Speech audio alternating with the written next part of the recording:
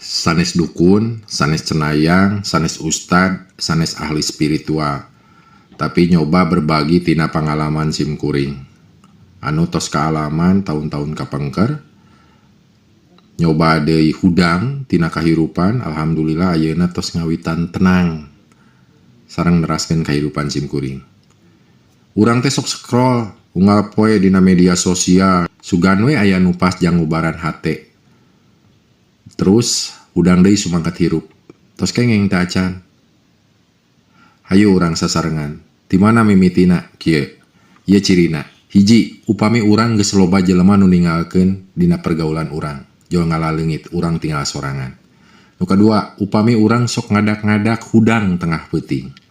Nu katilu, upami urang sok anteng lamun diuk atawa cicing sorangan.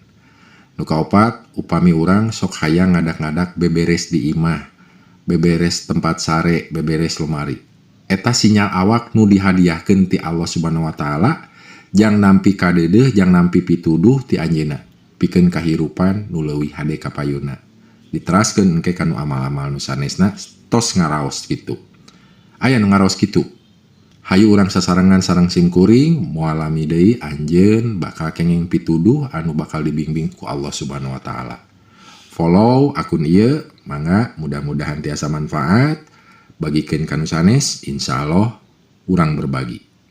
Hatur nuhun.